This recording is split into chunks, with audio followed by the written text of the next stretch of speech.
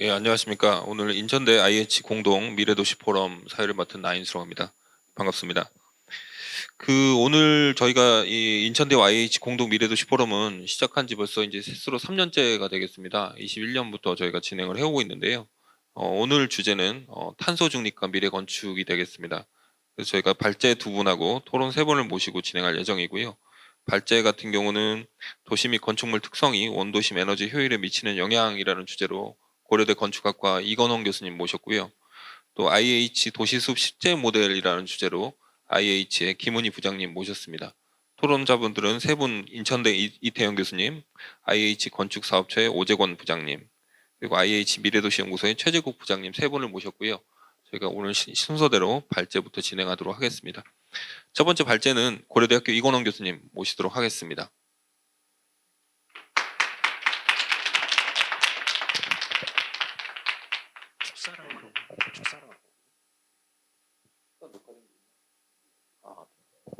제가 너무 오랜만에 하다 보니까 축사 순서를 빠뜨렸네요. 오늘 축사는 저희 IH의 조동암 사장님 축사가 동영상으로 녹화가 되어 있습니다. 그래서 동영상으로 대신하도록 하겠습니다. 안녕하십니까. IH 인천도시공사 사장 조동암입니다.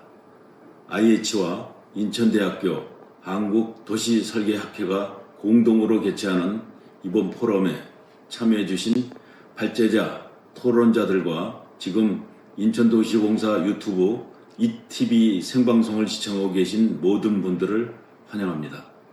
IH와 인천대학교는 2021년 10월 미래도시 인천을 위한 산학협력 MOU를 체결하고 정책과 사업에 적용 가능한 전문 분야의 정보 지식을 공유하고자 미래도시 포럼을 공동 개최하였습니다. 지난해까지 4차례에 걸쳐 총 25명의 학계 전문가와 사업 경험을 보유한 IH 실무자가 미래도시에 대한 다양한 주제로 발제와 토론에 참여하였습니다. 올해 2023년은 특별히 IH 창립 20주년을 맞이해서 대한민국 도시설계 분야의 최고 학술단체인 한국도시설계학회와 협업하게 되어 매우 기쁘게 생각합니다. IH는 지난 20년간 인천시 정책 파트너이자 도시 주택 전문기관으로서 성장을 하였습니다. 사람이 20세가 되면 성년을 맞이해서 새로운 삶을 시작하는 것처럼 IH 또한 도시개발, 주택건설, 주거복지, 도시재생, 부동산 금융 등 그동안의 다양한 사업 노하우를 바탕으로 더 나은 미래 인천을 위해 지역사회와 소통하고 상생하면서 새로운 도약을 하고자 합니다. 미래를 위한 발걸음은 이미 시작되었습니다. 탄소 중립, 미래 건축이라는 주제로 열리는 오늘 공동 포럼에서 학계 전문가와 현장 실무자들이 함께 모여 4차 산업혁명과 기후변화 등 급격한 사회 변화와 도시, 건축 분야의 신기술에 대항하기 위해 무엇을 어떻게 준비해야 할 것인가라는 고민을 나누는 귀중한 자리가 될 것이라고 생각합니다. 마지막으로 인천대학교와 한국도시설계학회와 함께하는 이 포럼이 앞으로 더 다양한 주제로 더 많은 전문가가 참여하는 산학연 협업 거버넌스로 확대되어 나가기를 기대합니다. 감사합니다.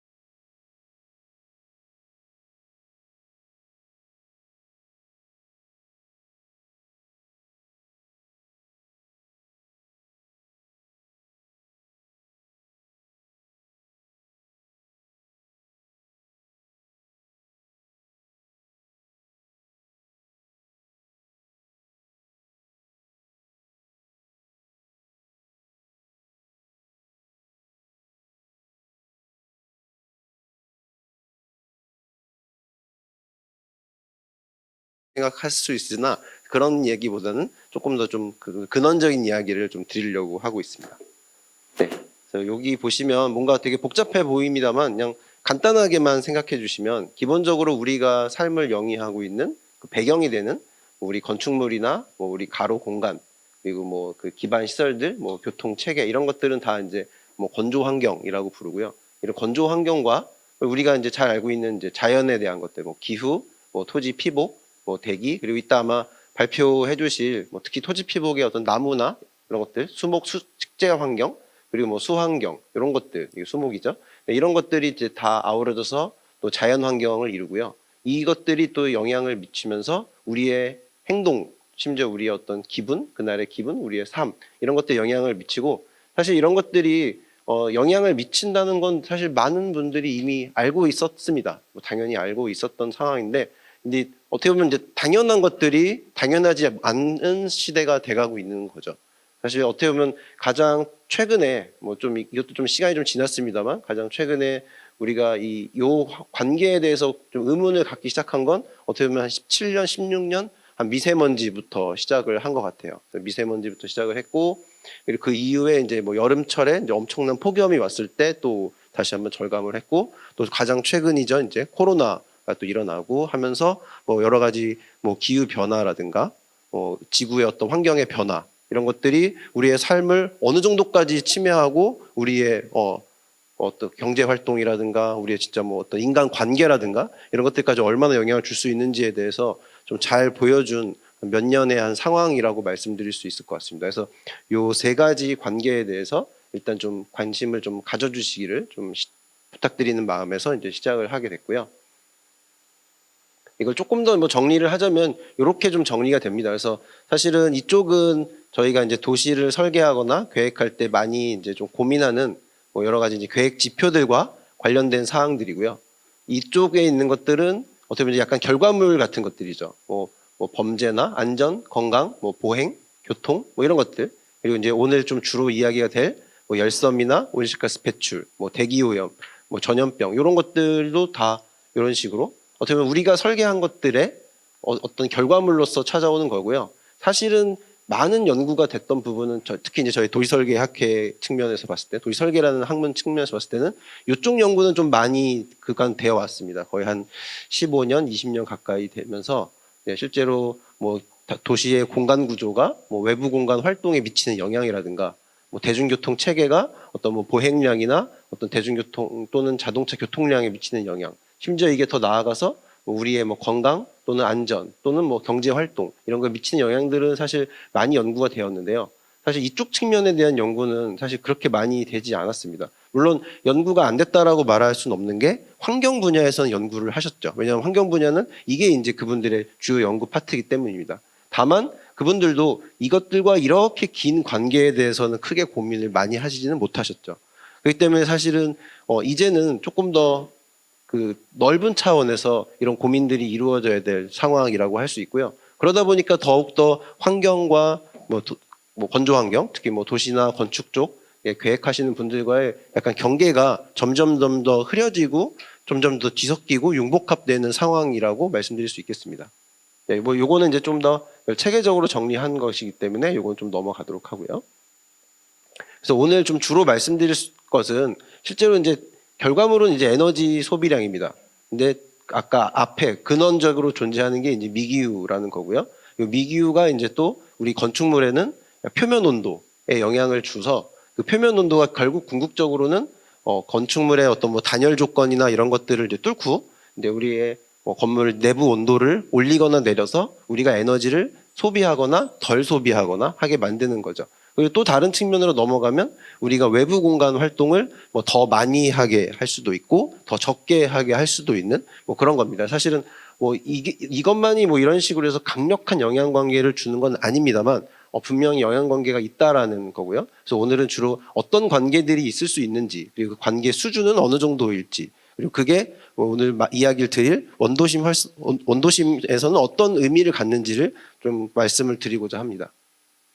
네, 뭐 이 얘기는 좀 뭐 가볍게 넘어가겠습니다. 뭐 현재 뭐 우리가 2016년 파리기후 협약 이후로 2015년 파리기후 협약 이후로 신기후 체제에 지금 돌입해 있고 사실상 2020년, 2021년 해가지고 뭐 LEDS라든가 뭐 해가지고 계속해서 이제 국제사회 우리의 목표치라든가 장기 온도 기후 변화 저감 방안에 대해 전략에 대해서 좀 보고하게 되어 있기 때문에 그래서 이제 다양한 부처 또는 다양한 분야에서 이런 노력들이 좀 진행되고 있는 상황이라고 할 수 있겠고요.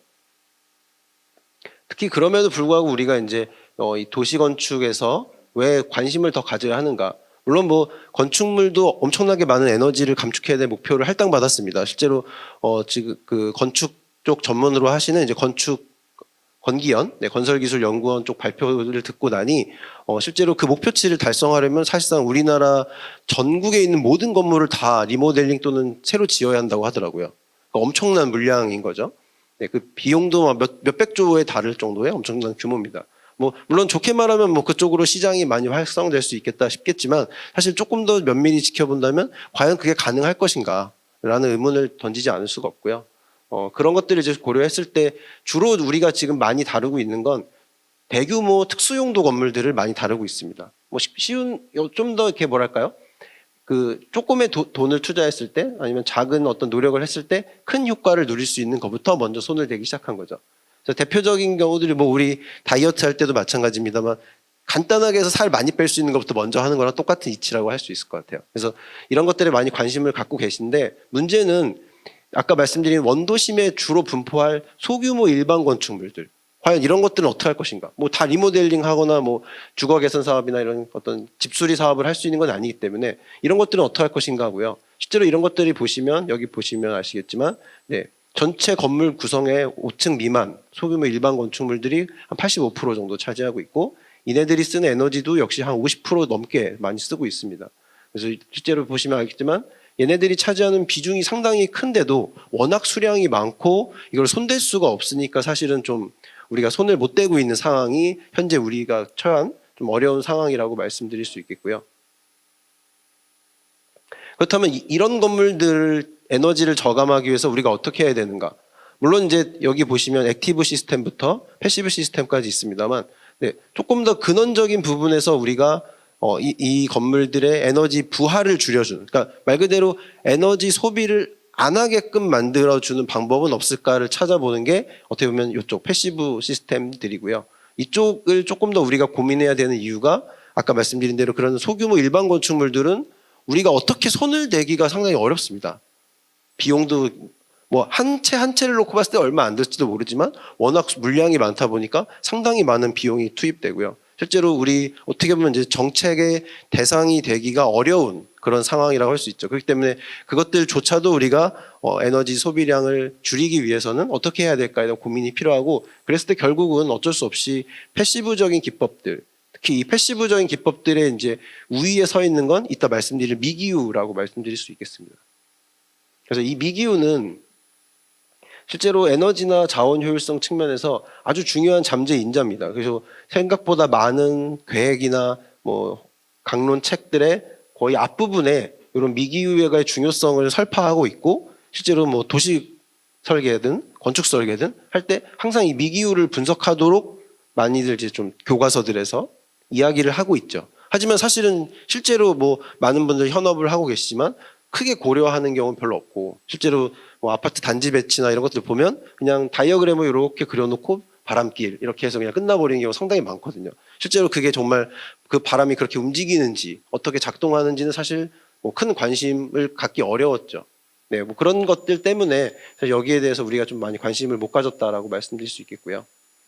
근데 하지만 이제 우리 말고도 외국에서는 이런 것들을 조금 더 다양한 방법에서 고민을 하고 있습니다. 그래서 여기 보시는 대로 뭐 영국의 뭐 디자인 코드라는 것들 가지고 이런 환경적인 측면을 좀 고민하고 있기도 하고요. 그리고 이제 독일 같은 경우는 이제 우리로 치면 형태 계획이라고 번역할 수 있는데요.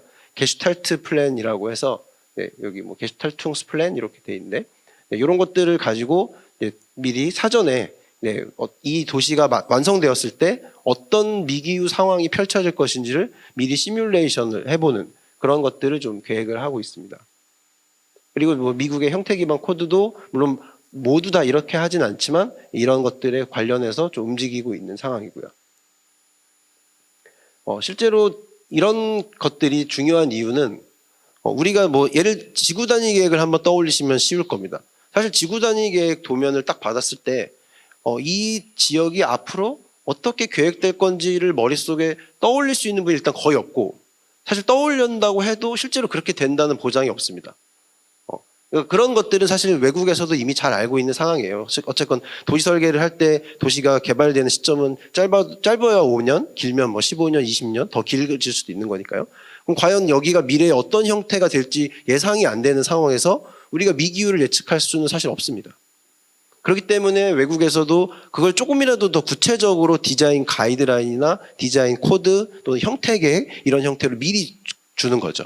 그래서 그런 가상의 형태를 만들어 놓고 그걸 시뮬레이션 돌려놓고 이 정도가 최적일 수 있겠구나를 결정한 후에 그거를 이제 뭐 우리로 치면 지구 단위 계획에 좀 더 구체적으로 담아주는 거죠. 그렇게 되면 아무래도 뭐 나중에 계획 이후에 최대한 거기 비슷한 형태로 뭐 배치가 될 테니까요. 건물이 형태가 올라오겠죠.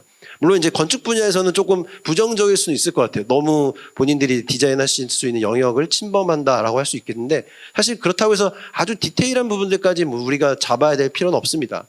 오히려 아까 말씀드린 대로 건축물의 방향, 향, 배치, 뭐 건축물 간의 어떤 간격, 그리고 가로수와 건축물의 어떤 관계, 뭐 이런 것들 좀 큰 틀에서 결정해주면 되거든요. 어쨌건 근데 그런 것들조차도 지금은 사실 많이 고려되고 있지 않은 게 우리 현실이란 말씀드릴 수 있고요. 해외에서는 좀 이런 것들이 몇몇 사례들이 좀 도출되고 있는 상황이라 말씀드릴 수 있겠습니다. 그래서 사례를 종합해봤을 때 결과적으로 이제 이렇게 계획을 주는 것보다는 이렇게 계획을 주는 게 장기적으로 이런 것들을 놓고 우리가 뭐 일사 시뮬레이션을 돌리던 뭐 바람길 시뮬레이션을 돌리던 이런 시뮬레이션을 돌려서 이게 어떻게 디자인됐을 때 최적인지를 미리 알 수 있다라는 겁니다. 즉 여기서 핵심은 예측 가능성입니다. 예측 가능성. 그래서 결과적으로 초기 설계가 마지막 설계에 어떤 영향을 줄 것인지를 미리 예측해서 초기의 설계를 의사결정을 미리 하는 거죠. 그래야 뒤에 가서 의사결정했을 때 우리가 돌이킬 수 없는, 어떻게 보면 뒤에 가서는 의사결정을 해도 뭐 이미 모든 게 끝날 수도 있고 또는 그걸 바꾸려면 천문학적인 비용이 들어갈 수도 있죠. 그래서 그런 것들이 미연에 방지되도록 초기 설계 단계에서 이런 것들을 미리 계획하자는 거고, 사실 이거는 뭐 지금 제가 도시 설계 분야에서 말씀을 드리지만 건축 설계 분야는 이미 뭐 한 10에서 20년 전부터 초기 설계, 통합 설계 이런 것들이 엄청 중요하다는 건 계속해서 많은 교수님들이 말씀해 오셨던 상황입니다. 그래서 이제 이것들을 이제 제가 좀 어떤 관계로 어떻게 움직이는지 좀 너무 궁금했어서 이렇게 좀 연구를 했던 사례를 좀 말씀드리는 거고요. 어쨌건 기후 값을 알아야 되기 때문에, 그래 연구를 할 수 있기 때문에 기본적으로 서울시가 대상지고요. 서울시에 보시면 각 구에 하나씩 기상청에서 설치한 뭐 AWS라고 하는데요. 그런 기상 측정망이 있습니다. 그래서 그 기상 측정망을 중심으로 반경 500m 정도까지를 일단 뜯어서 요 녹색 점들이 보시면 이제 주로 그 건물들의 어떤 주요 포인트들이라고 말씀드릴 수 있겠고요. 이것들을 이제 여름철을 한정해서 좀 연구를 한번 해봤습니다. 네, 그래서 실제로 그 중에서 이제 주요 대상지들, 구체적인 대상지들을 좀 뽑고 얘네들이 이제 좀 각각 특성이 있는 지역들로 선정을 했죠.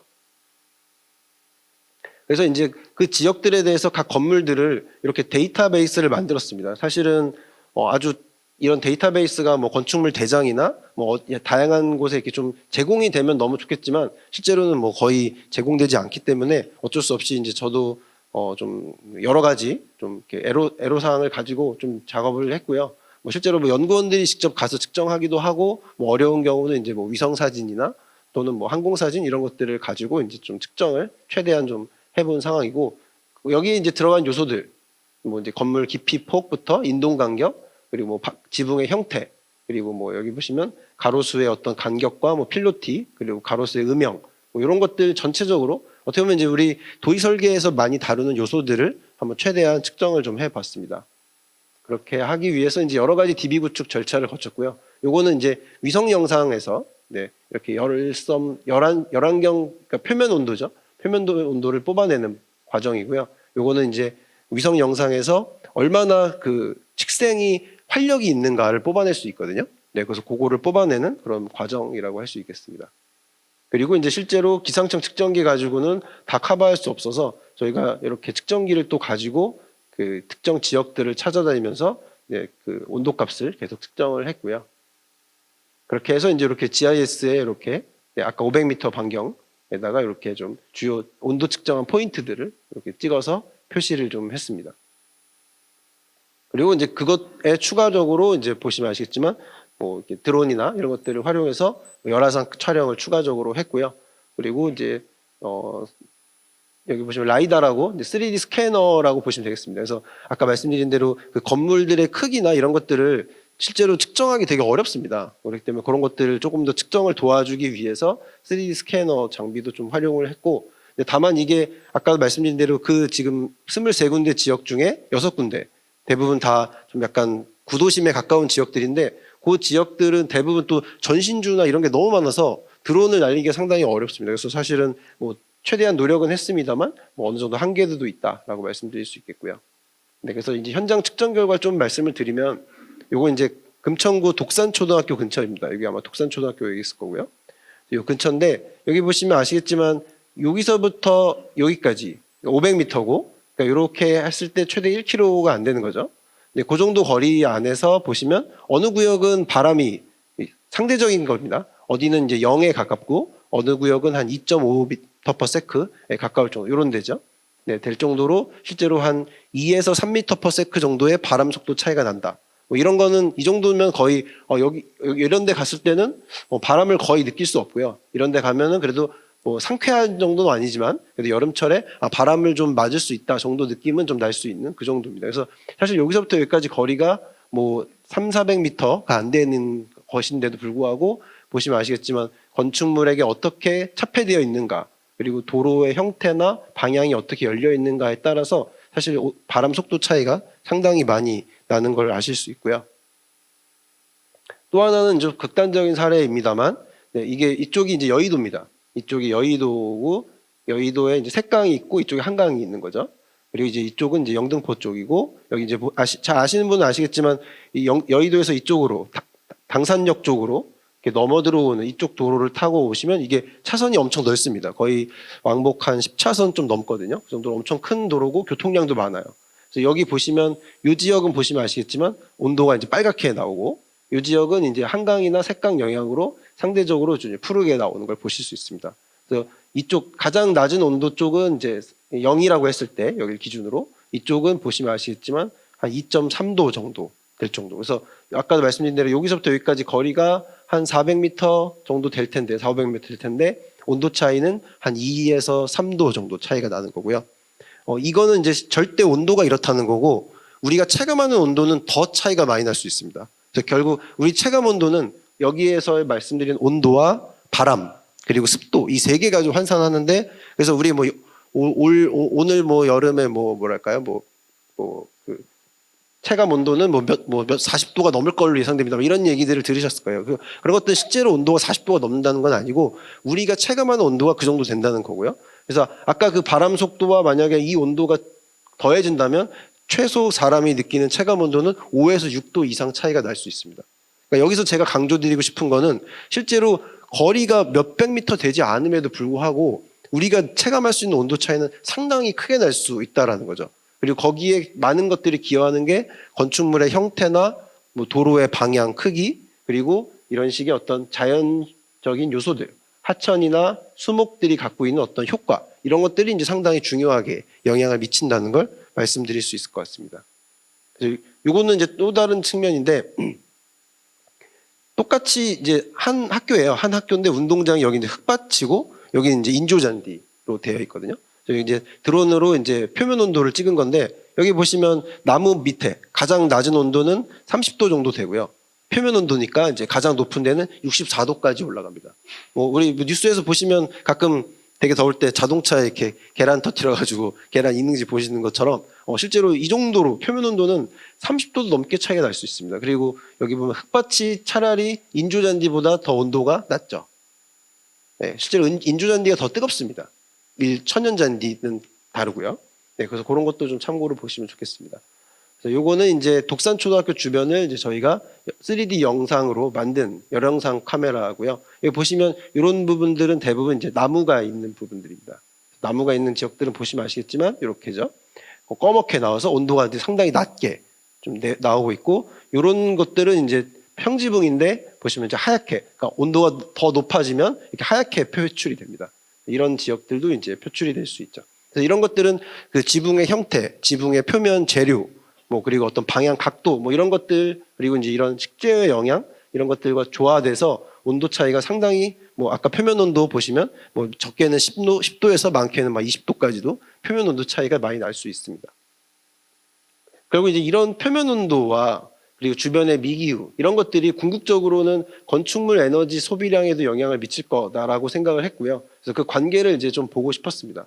그래서 봤던 게 이제 이런 식으로 뭐 전면의 공공공지의 폭이 얼마나 확보됐는지에 따라서, 그리고 일사량이 어느 정도이냐에 따라서, 그리고 바람 속도가 어느 정도이냐에 따라서에 대해서 이런 식으로 좀 에너지 소비량 관계를 봤고요. 뭐 사실 예상한 대로 여기 보시다시피 뭐 건축물의 뭐 연한이 오래될수록 에너지 소비량이 이제 많아졌고요. 뭐 예를 들어 뭐 창면적 비율이 이제 크면 클수록 이런 식으로 뭐 에너지 소비량이 또 관계가 맺었고요. 뭐 이런 식으로 해서 뭐 1층부 높이가 높으냐, 후퇴가 됐느냐, 뭐 높이나 최적이 어떻게 되느냐에 따라서 이런 식으로 뭐 양의 관계나 음의 관계를 갖는 그런 관계를 보이는 것을 확인할 수 있었습니다. 사실 여기서 이제 중요한 건 개별 건축물 디자인도 뭐 매우 중요합니다만, 그런 건축물군, 여러 건축물들이 이런 식으로 갖고 있는 여러 요소들을 조절함으로써 에너지 소비량에도 영향을 줄 수 있다라는 거고요. 당연히 여기 말씀드린 대로 미기후도 역시 이런 식으로 에너지 소비량에 영향을 미치는 것으로 나타났습니다. 네, 그래서 이 관계를 이제 플러스 마이너스 정리한 게 이런 거고요. 이거 그냥 한번 그냥 보시면 될 것 같습니다. 대부분 이제 우리가 뭐 디자인에서 결정하거나 디자인에서 결정할 수 없더라도 어떻게 보면 결과물로서 나오는 여러 가지 요소들, 뭐 재료들, 뭐 건축물의 형태들 이런 것들이고요. 뭐 건축 용도도 있죠, 이렇게. 네. 이걸 좀 구체적으로 좀 정리하면 이런 식이고, 여기에 이제 제가 주로 관심을 가졌던 건 이 표면 온도가 어떻게 이 미기후와 관계를 맺을 것인가였습니다. 그래서 여기 보시면 이 다이어그램인데, 건축물 표면 온도가 높을수록 에너지 소비량은 늘어납니다. 뭐 당연한 이야기일 수 있죠. 다만 여기 보시면 풍속, 바람 속도가 올라가면 올라갈수록 각도가 내려가죠. 네, 그래서 바람이 잘 통하면 잘 통할수록, 뭐 어떻게 보면 당연한 이야기일지 모르지만 이렇게 정량적으로 확인해 봤을 때 바람이 빠르면 빠를수록 이렇게까지 에너지를 소비할 수 있는 걸 여기까지 끌어내릴 수 있다. 물론 이제 5m/s나 올리는 건 사실 쉬운 일은 아닙니다만, 어쨌건 뭐 이런 식으로의 수리적인 관계를 뽑아낼 수 있다라고 할 수 있고요.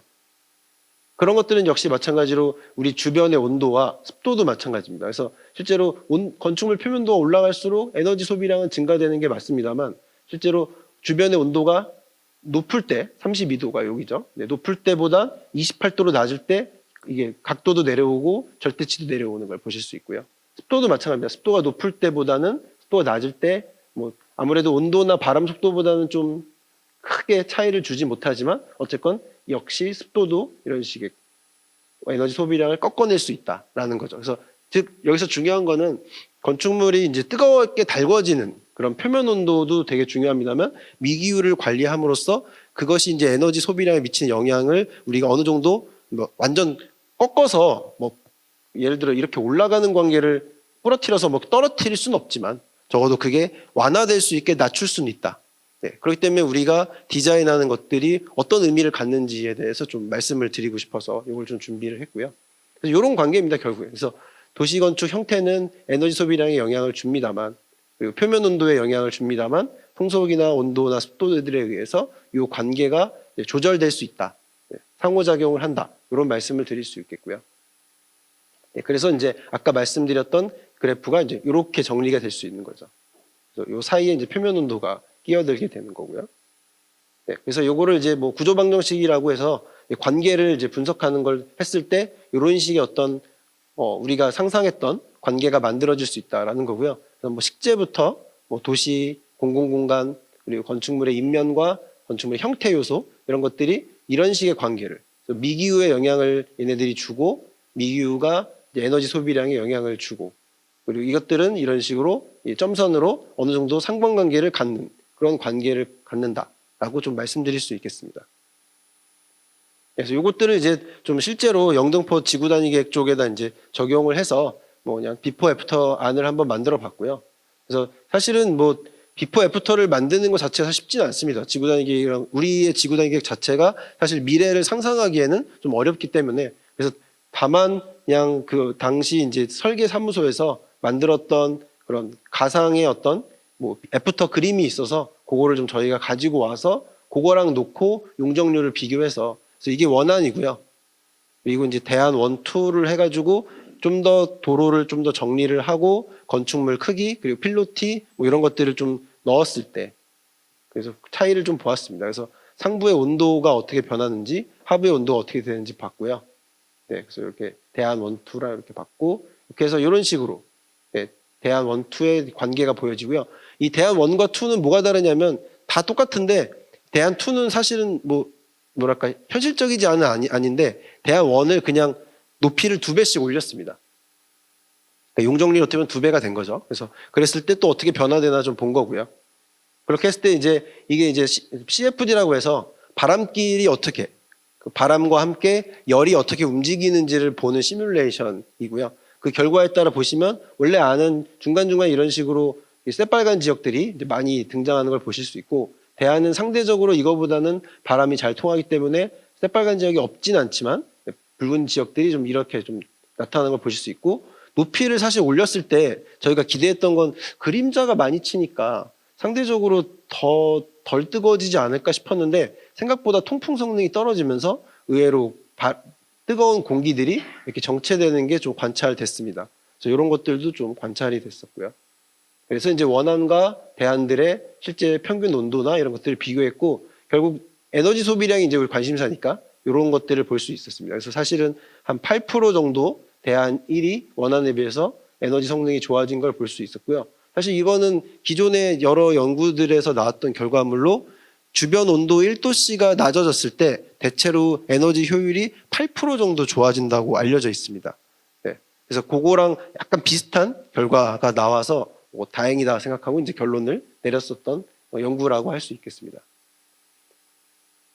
그래서 이렇게까지 저희가 모든 건물 형태를 조사할 수는 없었지만 또 건축물들의 상황을 좀 조사할 수 있는 기회가 좀 있었어서 대전과 제천 원도심을 가지고 좀 연구를 한 적이 있었습니다. 이 이후가 되겠고요. 그래서 주로 뭐 용도나 건축물의 어떤 구조체 뭐 이런 것들, 밀도 이런 것들을 좀 조사를 했고요. 그렇게 해서 이제 그때의 관계를 좀 보았습니다. 그래서 실제로 여기 보시다시피 뭐 용도가 어떻게 영향을 주는지 그리고 단열 기준이 어떻게 영향을 주는지 보시면 아시겠지만 단열이 최근 건물일수록 네 보시면 아시겠지만 기존 도시별로 차이가 많이 나지 않습니다. 하지만 이제 건물이 오래될수록 실제로 차이가 크고요.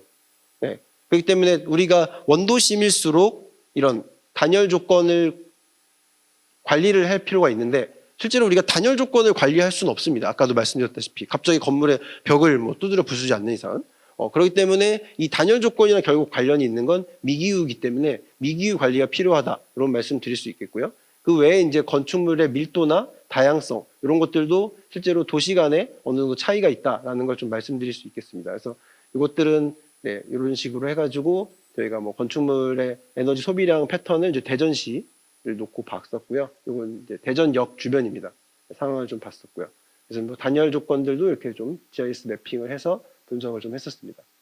네, 이건 이제 제천이고요. 그래서 실제로 대전과 제천이 비슷한 양상을 보이긴 하나 도시별로 약간 미세하게 차이가 좀 있습니다. 그거는 아마도 도시의 어떤 태생적인 용도 배치라든가 어떤 밀집도 그리고 어떤 도시의 공간 구조 이런 것들이 상당히 좀 차이가 나기 때문에 네, 그런 것으로 알려져 있기도 하고 그런 걸로 생각이 되고요. 이런 것들은 조금 더 이제 많은 도시들을 연구를 해서 실제로 좀 더 긴밀한 어떤 도시 형태나 도시 구조가 건물 에너지나 미기후와 맺는 관계를 조금 더 분석할 필요가 있다라고 말씀드릴 수 있겠습니다. 네, 그렇기 때문에 이제 사실은 이제 어떻게 결론부인데요. 말씀드리고 싶은 것들은 어떻게 보면 이제 조금 더 통합적인 계획을 할 수 있는 툴이 필요하다. 그래서 물론 우리나라 지구단위 계획이 아주 훌륭한 툴인 건 맞습니다만 환경적인 측면에서 다시 한번 우리가 지구단위 계획과 우리 도시개발 계획할 때 하는 마스터 플랜들을 조금 더 들여다볼 필요가 있다라고 말씀드릴 수 있겠고요. 네. 그런 것들이 이제 단순히 아까 지금 저는 미기후로만 주로 이야기를 드렸는데 사실 이런 것들 보시면 요거는 이제 지금 저 덴마크 코펜하겐 쪽이거든요. 그래서 보시면 그렇게 도시를 밀도 있게 개발하고 계획을 하는 것이 궁극적으로 미기후뿐 아니라 이런 식으로 이게 에너지 공급 체계입니다. 에너지 공급 망이거든요. 그래서 우리가 소위 많이 이야기하는 컴팩트 시티. 네, 그게 왜 필요한가? 단순히 이제 보행량을 줄이고 뭐 미기후를 조절하고 뭐 이런 것도 있지만 궁극적으로 결국에는 우리가 그 지역에서 생산하는 에너지를 그 지역에서 소비하게끔 만들 때도 되게 의미를 크게 갖습니다. 실제로 에너지는 뭐 여러분 뭐 잘 아시겠지만 휘발성 성격을 갖고 있어요. 그러니까 에너지를 만들어서 보내는 거리가 멀면 멀수록 중간 단계에서 많이 손실됩니다. 그리고 처음에 계획할 때 에너지 계획은 항상 좀 낭비하도록 계획하게 돼 있어요. 왜냐하면 에너지가 만약에 우리 블랙아웃이 딱 떨어졌을 때 발생할 수 있는 사회적인 쇼크가 너무 크니까 항상 한전이나 이런 데서는 소비될 에너지보다 웃도는 한 10%에서 5% 정도 더 생산하고 어쩔 수 없지만 그냥 버리는 거예요. 그건 뭐 저장할 수 있는 게 아니거든요. 그럼에도 불구하고 계속 그런 식의 방식을 쓰는데 그런 것들을 우리가 좀 뭐랄까요? 조금이라도 조절해서 줄이려면 결국 그 지역에서 생산되는 에너지는 그 지역에서 쓰게 해야 이동하는 거리를 짧게 해야 중간에 날아가는 걸 줄일 수 있고요. 그리고 그 지역의 에너지 소비가 어느 정도 될지는 더 구체적으로 예측할 수 있거든요. 그러니까 우리나라 전체 에너지 소비량 예측하는 것보다는 아무래도 인천시 소비량 예측하는 게 더 상대적으로 쉬울 것이고 더 좁게 뭐 여기 송도 지역을 예측하는 게 더 쉽겠죠. 그러니까 더 정확하게 맞아 떨어지겠죠. 그러니까 즉 낭비하는 양을 줄일 수 있는 거죠. 사실 그래서 유럽 같은 데서는 많은 보고서들에서 그것만 잘해도 그러니까 즉 지역별 분산 에너지 시스템만 구축해도 실제로 우리가 소비하는 탄소 배출량의 50%는 절감할 수 있다라는 보고서들이 많이 나와 있습니다. 그렇기 때문에 그런 것들이 결국에는 궁극적으로 우리가 추구하는 컴팩트 시티라든가 도시 형태나 도시 구조랑도 관련이 깊기 때문에 결국엔 지금 제가 뭐 계속 미기후 말씀을 드렸습니다만 결국 그게 다 떨어져 있는 건 아닙니다. 궁극적으로 결국 다 같은 방향을 가르치고 있죠. 다행히도.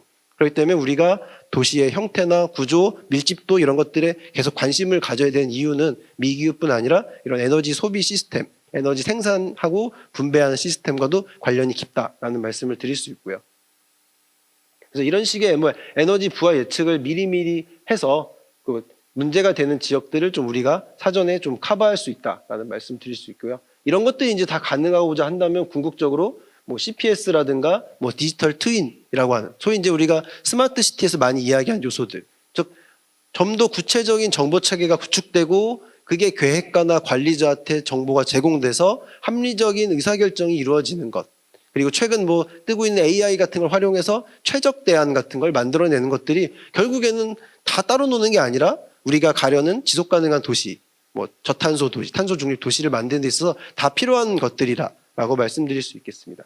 네, 그래서 이런 것들이 싱가포르 사례죠. 뭐 이미 뭐 스마트 시티 쪽에서 워낙 잘 알려진 사례이기 때문에 여기 보면 싱가포르에서도 이 바람길 분석들 하고 태양광 패널 어떻게 부착하냐에 따라서 태양광 생산량이 어느 정도 될지 예측하고 뭐 이런 것들을 다 이제 건축이나 도시계획하는 요소에 다 담고 있거든요. 네. 네. 이런 식으로 결국 궁극적으로는 우리 보행에서의 어떤 쾌적성도 측정할 수 있는 거고 진단할 수 있습니다. 그리고 도시계획의 기초 자료로도 활용될 수 있다는 거죠.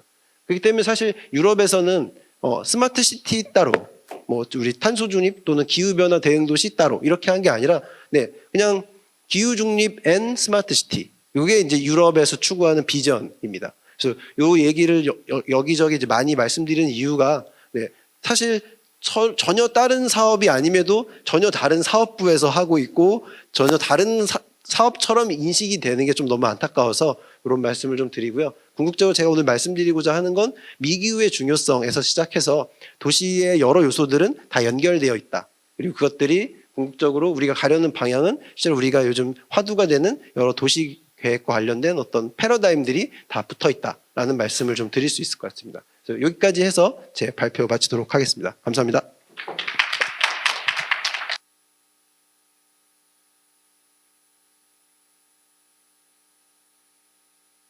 예, 이건원 교수님 발표 잘 들었습니다. 상당히 실증적으로 데이터를 컬렉팅 하신 다음에 또 그거를 모형 구조화 방정식을 통해서 구조 방정식을 통해서 이렇게 모델을 구축하는 단 굉장히 인상 깊었던 것 같고요. 이어서 두 번째는 IH 도시숲 식재 모델을 대상으로 김은희 부장님께서 발표 진행해 주시겠습니다.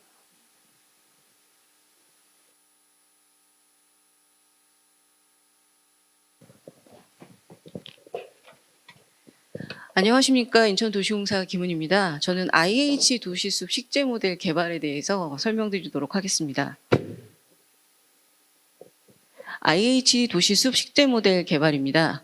목차는 과업 개요, IH 도시숲 개념 및 유형 설정, 식재 모델 개발 근거, IH 도시숲 식재 모델 개발, 조성 후 모니터링 계획 순으로 발표하도록 하겠습니다. 과업 개요입니다. 과업의 배경 및 목적입니다. 도시는 기후변화에 따라서 온도 상승 외에도 인공 구조물, 불투수 포장 등의 증가로 인해 도시열섬 현상이 발생하고 있고 차량 및 산업단지 등에서 배출하는 오염물질에 의한 대기 오염도 지속적으로 문제가 되고 있습니다. 인천의 경우는 특히 항만, 석탄 화력 발전소, 산업단지 등 배출량이 큰 오염원이 많아서 오염 수준이 높은 도시이며 도시화로 인한 다양한 기후 문제가 집중적으로 발생을 하고 있습니다.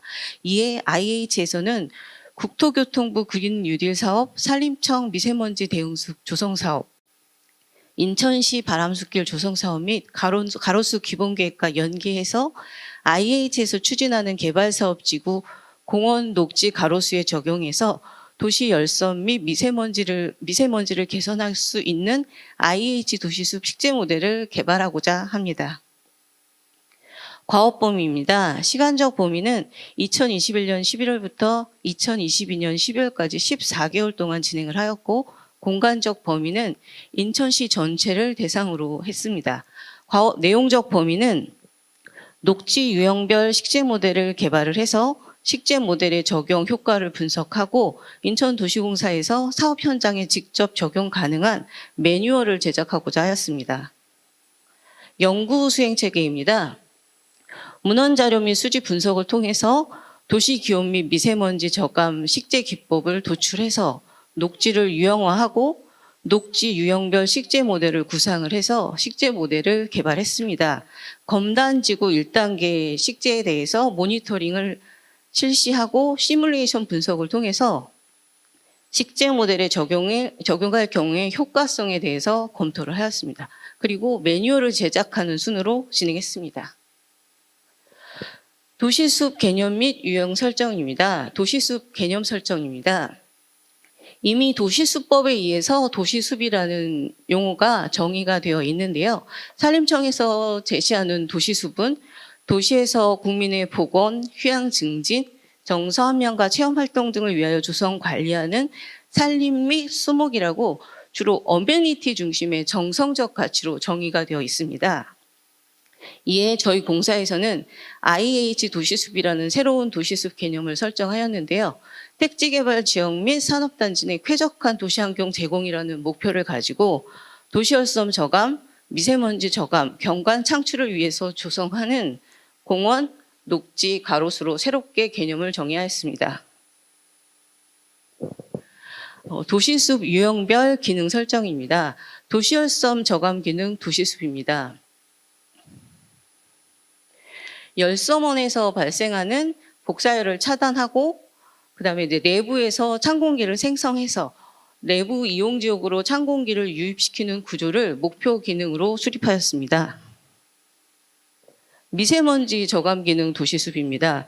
미세먼지 발생원에서부터 미세먼지를 차단하고 내부 녹지에서 미세먼지를 흡착시켜서 미세먼지를 정체 흡수시키는 것을 목표 기능으로 수립하였습니다.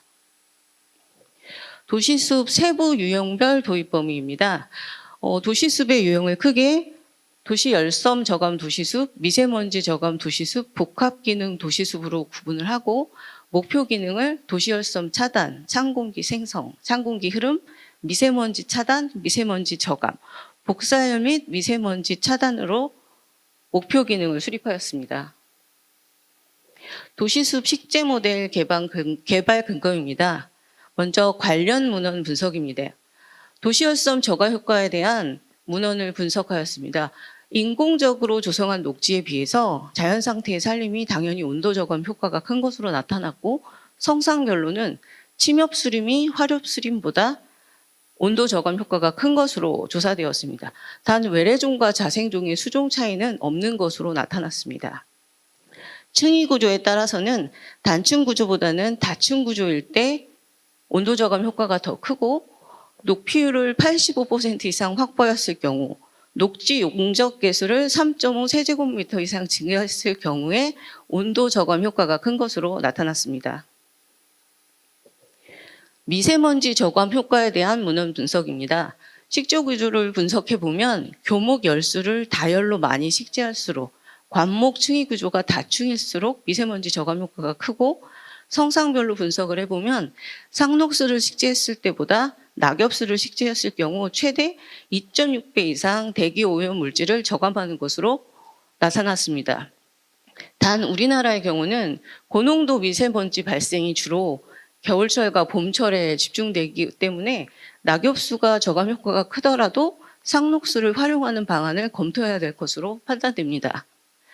수종에 따른 미세먼지 저감 효과는 느티나무, 양버줌나무, 소나무, 왕벚나무 순으로 저감 효과가 큰 것으로 나타났고, 산림청에서는 미세먼지 저감숲 조성 기준으로 차단숲, 저감숲, 바람길숲에 대하여 식재 밀도를 제시하고 있습니다. 앞에서 통한 문헌 분석을 통해서 식재 모델 개발 기준을 수립을 하였습니다. 도시열섬 저감 기능 도시숲의 경우는 복사열 차단, 찬공기 생성, 찬공기 흐름을 기능적 목표로 해서 화렵수 위주의 수종을 선정하도록 하였습니다. 구조적 기준으로는 교목, 악교목, 관목 식재가 같이 이루어지는 다층 구조의 층위로, 그다음에 수목 배치는 찬공기 흐름이 잘 형성될 수 있도록 정형적인 식재 패턴을 도입하도록 하였습니다. 그리고 녹피율을 85% 이상 확보하는 것을 구조적 기준으로 수립하였습니다. 미세먼지 저감 기능 도시숲입니다. 미세먼지 발생원으로부터 미세먼지를 차단, 저감시키는 것을 기능적 목표로 수립을 하고, 수종은 내공해성이 강하고 연밀도가 높은, 또 특히 겨울철 활용을 위해서 상록수를 활용하는 수종으로 주로 선정을 했고요. 층위는 녹지 구조에 따라서 최대한 복층 및 다층 구조를 형성하고, 수목 배치도 가능한 다열 식재를 도입하는 것으로 구조적 기준을 수립했습니다. 식재 밀도는 앞에 산림청에서 제시한 그 미세먼지 저감수 식재 밀도 이상으로 수립하는 것으로 구조적 기준을 결정했습니다.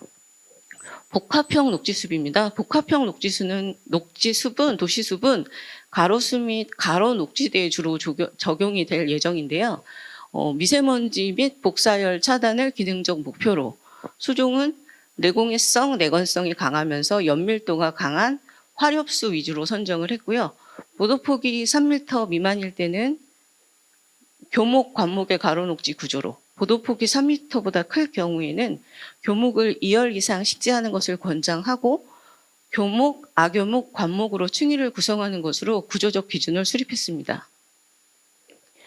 검단 1단계 도시숲 시뮬레이션입니다. 앞에서 세운 식재 모델 개발 기준의 적합성 또 여부를 확인하기 위해서 실제적으로 대상지를 선정해서 시뮬레이션을 시행을 하였는데요. 저희가 선정한 대상지는 검단 신도시 1단계의 근리공원 3, 4, 5호로 선정을 했습니다. 3호, 4호, 5호인데요. 이 부분이 검단 신도시의 조성형 공원이기도 하고, 이제 검단 신도시를 저희가 대상지로 선정한 이유는 히맵에서 확인하시는 것처럼 신도시 자체가 단계별로 조성이 되기 때문에 도시숲을 적용하였을 경우에 도시숲의 효과를 모니터링하는 데 가장 적합하다고 판단했기 때문에 검단 신도시를 대상으로 시뮬레이션을 진행하였습니다. 시뮬레이션 개요입니다. 시뮬레이션은 저희가 분석 프로그램으로 엔바이맷이라는 프로그램을 사용을 하였는데요. 이 엔바이맷은 1993년 독일 마인츠 대학에서 개발한 미기후 분석 시뮬레이션 프로그램입니다. 저희 시뮬레이션 기준 날짜는 21년 7월 25일에서 7월 26일 만 하루로 선정을 해왔고요. 분석 항목으로는 온도, 미세먼지, 온열 쾌적감 세 가지 항목에 대해서 분석을 진행하였습니다. 시뮬레이션 목표 대상입니다. 공간 기능을 반영한 식재 기준을 개발하기 위해서 복식량에 따른 시뮬레이션을 통해서 효과를 검증하고자 하였습니다. 저희가 이제 대상지로 삼은 검단 신도시 근린공원 3, 4, 5호에 폭 20m 정도의 조사구를 총 6개 선정을 했습니다. 그래서 이 조사구별로 피도별 보식 주수를 제시해서 도시 열섬 저감 효과와 미세먼지 저감 효과를 분석하고 기능별로 적정한 식재 기준을 도출하였습니다. 뒤에 설명드릴 시뮬레이션 결과는 5-1 조사구의 시뮬레이션 결과를 기준으로 설명을 드리도록 하겠습니다. 시뮬레이션을 돌리기 위해서 적정한 식재 피도를 설정을 하였는데요. 현재 5-1 조사구는 피도 20%로 조성이 되어 있습니다. 시뮬레이션 수목이 늘어나는 그 피도에 따른 효과를 검증하기 위해서 목표 피도를 40, 60, 8%로 선정을 하고 현재 20%의 피도에서 피도 40으로 갈 경우에 보식해야 할 식재 수량 16주, 30주, 47주 이렇게 피도별 보식 수량을 선정을 해서 미세먼지 저감과 온도 저감 항목에 대해서 시뮬레이션을 진행하였습니다. 시뮬레이션 결과입니다. 도시열섬 저감 효과입니다. 5-1 조사구 내용인데요. 그 아래쪽에 그 현황 대비 상대 온도차 그래프를 보시면 이제 녹지 지역에서 온도가 저감되는 걸 확인할 수가 있고요. 이제 이 그래프에서 유의미한 것은 아무래도 피도가 높은 피도 85%일 때 가장 그 도시열섬 저감 효과가 크지만 피도 40에서 60으로 증가했을 때의 저감 효과 폭이 피도 60에서 85%를 저감했을 때의 저감 폭보다 크다는 그 유의미한 결과를 확인할 수 있었습니다. 도담공원 3-1 조사구도 사례를 다시 하나 들었는데요. 이거는 이제 오염원으로부터 발생원으로부터 녹지가 안쪽으로 들어갈수록 녹지 폭이 길어질수록 온도 저감 효과가 크게 나타난다는 것을 확인할 수 있었습니다. 미세먼지 저감 효과입니다. 아래쪽에 있는 현황 대비 상대 농도차 그래프를 확인해 보시면 바람의 방향을 도로 방향으로 진행했을 경우에는 피도를 85%로 높이더라도 그 미세먼지 저감 효과가 나타나지 않는 것으로 분석되었습니다.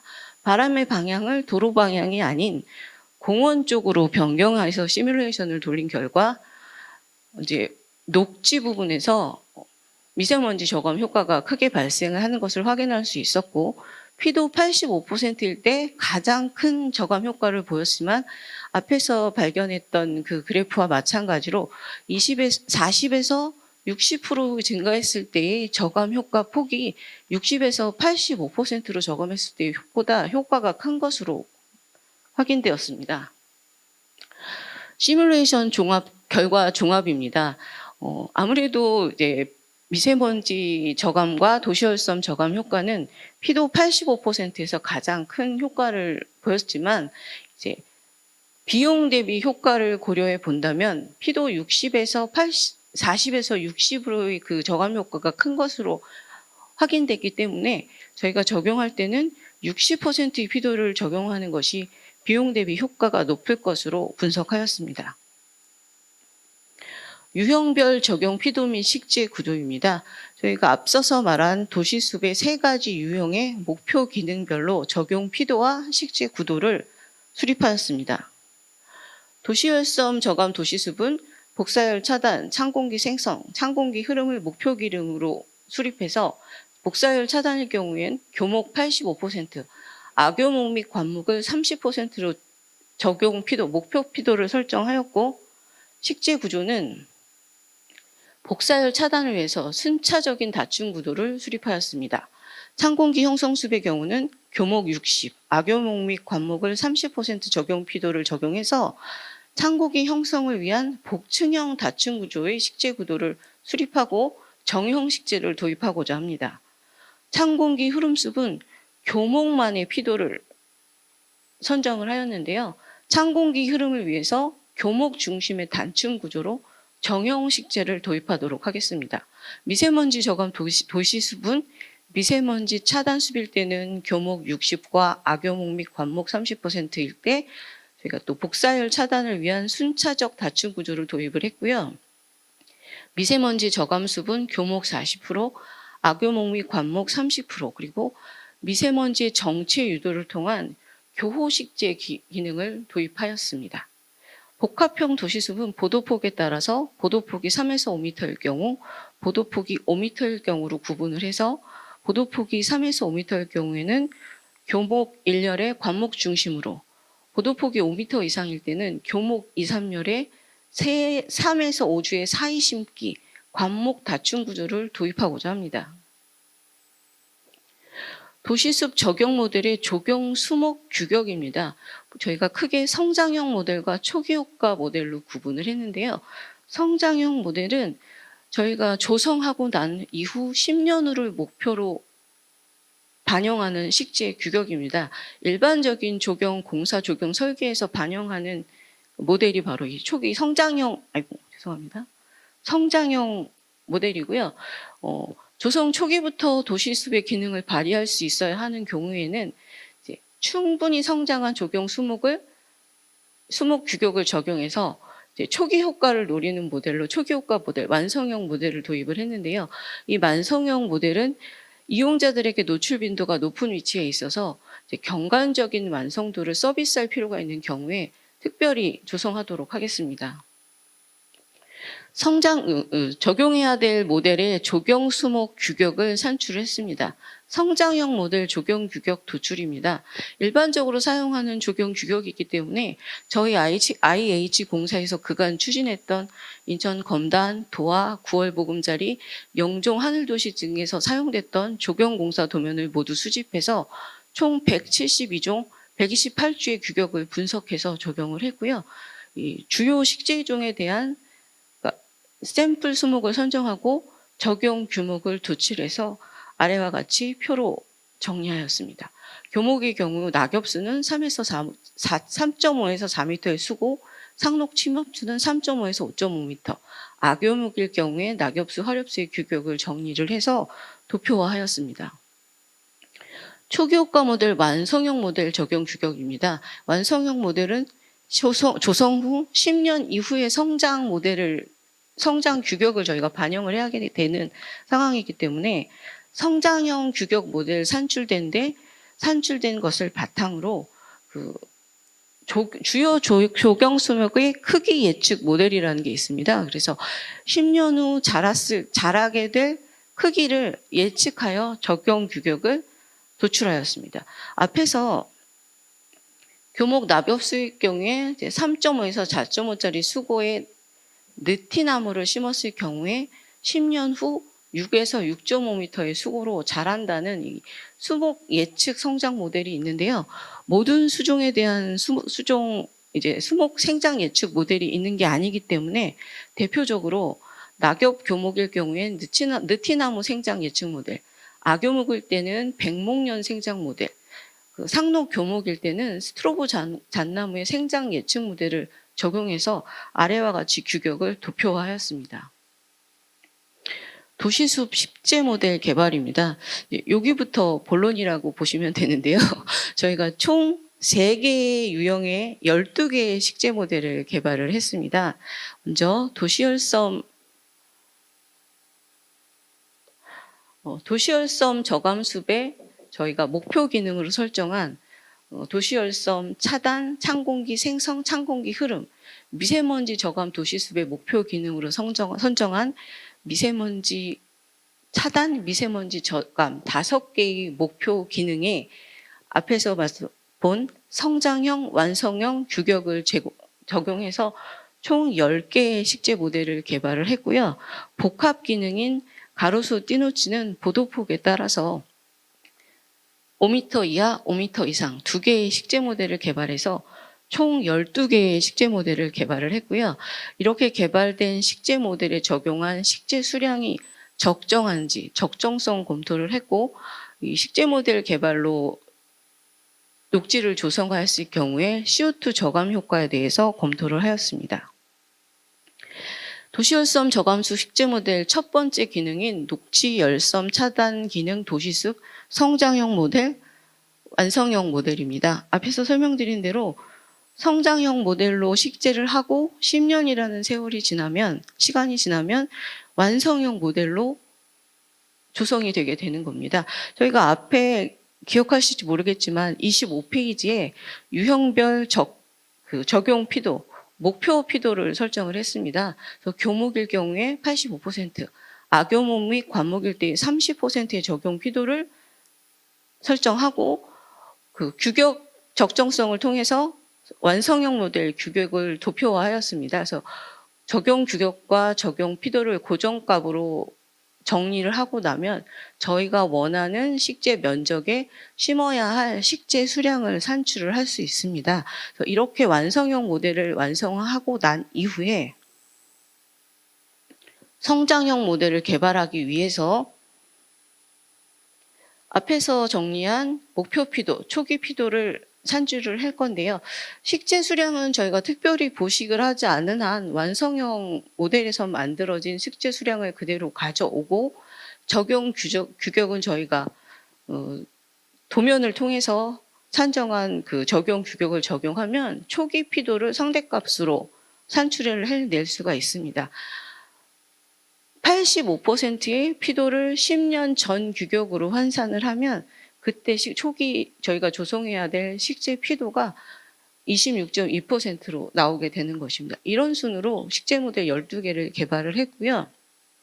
다시 한번 설명을 드리면 초기 피도 26.2%의 초기 피도의 교목을 0.55주에서 0.85주 이상을 식재를 하게 된다면 10년 후에는 저희가 원하는 목표 피도 85%로 식재대가 조성이 되게 되는 것입니다. 이 도시열섬 차감 도시숲은 복사열 발생원으로부터, 복사열 발생원이 이쪽에 있을 것 같은데요. 복사열 발생원으로부터 열기 차단을 위해서 순차적인 닫힘 구조로 수목을 배치하였고 온도 저감에 유리한 낙엽 활용수 중심으로 식재 구조를 도입하였습니다. 찬공기 형성 도시숲입니다. 도시열섬 저감숲의 두 번째 목표 기능인데요. 이것도 마찬가지로 성장형 모델과 완성형 모델로 구분해서 식재 모델을 제시하였습니다. 마찬가지로 앞에서 목표 피도를 설정을 했는데요. 교목 60, 아교목 및 관목 30% 목표 피도를 결정하고 적용해야 될 규격을 고정값으로 정리를 하고 나면 저희가 식재해야 될 식재 면적에 대한 식재 수량, 단위 면적당 식재 수량을 산출할 수가 있습니다. 이렇게 산출한 식재 수량 표를 가지고 성장형 모델을 완성하였습니다. 이 성장형 모델에서는 규격과 식재 수량이 고정값이 되고 초기 피도를 완성형 모델로부터 유추해서 산출을 하게 됩니다. 그래서 초기에 18.5도에 18.5%의 교목 피도로 식재를 하게 되면 10년 후에 저희가 원하는 목표 피도 85%의 식재대가 조성되는 것으로 저희가 식재 모델을 구상을 했습니다. 찬공기 도시숲은 찬공기 형성에 유리한 다층 구조 식재, 또 찬공기가 내부로 유입되기 쉽게 정형적 식재를 도입을 했고요. 이쪽 부분이 이제 열섬원이 돼서 열섬원, 열섬 차단 도시숲이 이어서 열섬 저감, 찬공기 형성 도시숲 식재 패턴을 도입할 수 있습니다. 찬공기 흐름 기능 식재 모델인데요. 이것도 마찬가지로 성장형 모델과 초기 효과 모델로 구분해서 식재 모델을 구분을 했습니다. 계산하는 이제 도표는 아까 계속 설명드린 것처럼 적용 피도와 규격을 고정값으로 놓고 식재 수량을 산출을 했고요. 이 완성형 모델을 가지고 성장형 모델의 초기 피도를 산출해 냈습니다. 그래서 저희 이거를 설명을 드리면 해배당, 제곱미터당 식재 수량이 0.036주에서 0.05주? 생각보다 너무 적은데? 라는 생각들을 많이 하시더라고요. 그래서 이제 요 식재 수량의 적정성에서 잠깐 설명을 드리면, 저희가 여기 심은 10년 자란 상록 낙엽 화렵수의 경우에 저희가 수관폭을 4.5에서 5.5로 규격화했기 때문에 이제 평균값인 5m를 수관폭으로 적용을 했을 경우에 이 수관의 투영 면적을 산출할 수 있습니다. 원의 면적 계산하듯이 이 투영 면적을 산출을 하면 19.6제곱미터 정도가 나옵니다. 그러면 19.6제곱미터에 교목 한 주가 심겨진 꼴이기 때문에 이제 제곱미터당 주수로 환산을 하면 0.05주가 나오게 되고요. 거기에 적용피도 85%를 적용하게 되면 저희가 선정한 식재 수량 주수가 이렇게 작지 않다는 걸 확인하실 수 있습니다. 도입 식재 수종입니다. 저희가 식재 모델을 적용하면서 규격, 피도, 수량은 제시를 했는데요. 도입 수종은 규격화하지 않았습니다. 그 이유는 이제 수목을 식재되면 이제 경관적인 기능을 저희가 중요시하기 때문에 식재 수종까지 선정을 해서 제시를 할 경우에 너무 획일화될 가능성이 있기 때문에 그 경관 기능을 강화하기 위해서는 이제 구체적인 모델의 식재 수종을 선정하지 않고 식재가 될 대상지의 환경에 따라서 일반 환경일 때 해안 및 매립지일 때, 산업단지일 때 각각 양호한 식재 수종을 선정해서 설계에 반영해서 식재하는 순으로 진행을 했습니다. 미세먼지 저감 숲 도시 모델입니다. 목표 기능이 미세먼지 차단과 미세먼지 저감이기 때문에 미세먼지 차단의 식재 기능 모델, 성장형, 완성형 모델 두 타입이 나올 수 있고요. 이 미세먼지 차단 기능 식재 모델은 이제 미세먼지 차단을 위해서 순차적 크기의 수목을 배치를 했는데 다른 점은 미세먼지 차단 및 흡착 4계절 동안 이 효과를 볼 수 있도록 하기 위해서 상록수 교목과 낙엽수 악여목을 혼용 식재하는 식재 기법을 적용을 했습니다. 그래서 10년 후에 이런 정도의 피도로 식재 모델을 완성하는 것으로 제시하였습니다. 미세먼지 저감 기능인데요. 이것도 성장형, 완성형 모델 두 타입으로 개발을 했고요. 미세먼지 저감 기능일 경우에는 앞쪽이 미세먼지 발생원이고 미세먼지 차단 도시숲을 조성하고 미세먼지 이제 저감 도시숲을 조성하게 되는데요. 미세먼지 내부 정체를 위해서 이 안쪽에 미세먼지가 정체 흡착되는 구조로 식재 구도를 수립을 하였습니다. 그래서 양쪽에 관목 식재를 해서 미세먼지가 외부로 유출되는 것을 막고 이 내부에서 흐름을 통해서 미세먼지가 저감 흡착되도록 이렇게 혼용 식재를 통해서 식재 패턴을 수립하였습니다. 미세먼지 저감 숲 식재 모델의 도입 수종입니다. 이 미세먼지 저감 도시숲도 마찬가지로 저희가 구체적인 수종을 모델에 제시하지 않고 식재 대상지에 따라서 식재 대상지 일반 환경, 해안 매립지, 산업단지 환경에 따라서 수종을 선정할 수 있도록 이렇게 표로 제시하도록 하였습니다. 복합기능 도시숲 식재 모델입니다. 보도폭원에 따라서 3에서 5m, 5m 이상 두 가지 타입으로 식재 모델을 개발을 했고요. 3에서 5m일 경우에는 교목 일렬 식재, 그 다음에 하부 관목 식재 구조를 도입을 했고 보도폭이 5m 이상일 경우엔 교목을 2열 식재를 하고 하부 띠녹시에 악교목 3호주 섞어 심기와 관목 다층 구조를 도입하는 이런 식재 구도로 식재 모델을 제시하였습니다. 도입 식재 수종은 마찬가지로 경관적 기능을 강화하기 위해서 대상지에 따라 선정할 수 있도록 도표로 제시하였습니다. 저희가 개발한 12개의 식재 모델이 식재 수량의 적정성이 과연 맞는지, 이게 적정한지에 대해서 검토를 한번 해봤는데요. 저희가 개발한 도시숲 12가지의 그 식재 밀도를 왼쪽에 표로 정리를 해놨고, 저희가 조성하는 공원 녹지 가로수에 저희가 도시 식재 모델을 적용할 거기 때문에 공원 조경 설계 기준에 공원 녹지 부분하고 비교를 했습니다. 공원 부분을 비교하면 저희가 저희가 제시한 식재 밀도가 공원의 그 법적 기준인 조경 설계 기준 공원 녹지 식재 밀도와 유사한 것으로 판단했습니다. 유형별 CO2 저감 효과 검토입니다. 저희가 식재 모델을 도시열섬 효과 저감과 미세먼지 저감을 목표로 개발을 했지만 근본적으로 수목을 식재하는 것이기 때문에 당연히 CO2 저감 효과가 발생하게 됩니다. 수목은 광합성을 통해서 대기 중에 이산화탄소를 흡수해서 탄소를 저장하고 또 수목이 생장하는 과정에서 지속적으로 탄소를 저장을 합니다. 그렇기 때문에 조경 수목에 의한 CO2 저감 효과는 수목에 저장되어 있는 탄소 저장량과 성장 과정에서 흡수하는 흡수량 산정을 합해서 도출을 하게 됩니다. 저희가 계산한 계산식은 직접 수학법이라는 산식을 통해서 CO2 저감 효과를 계산해 봤습니다. 도시열섬 저감 도시숲의 CO2 저감 효과입니다. 도시숲 모델을 적용할 경우에 단위 면적당 탄소 저장량은 4.15에서 13.42kg이고 연간 탄소 흡수량은 0.52에서 1.3kg이 됩니다. 그러니까 저희가 말하는 수목에 의한 탄소 저감 효과는 수목이 가지고 있는 저장량에 연간 흡수량을 더해서 산출을 하게 되고요. 시간이 지나서 나무가 자라게 되면 저장량도 커지고 연간 흡수량도 커지는 것으로 판단됐기 때문에 수목을 식재해서 시간이 흐르게 되면 CO2 저감 효과는 더 커지는 것으로 판단됩니다. 미세먼지 저감숲 CO2 저감 효과입니다.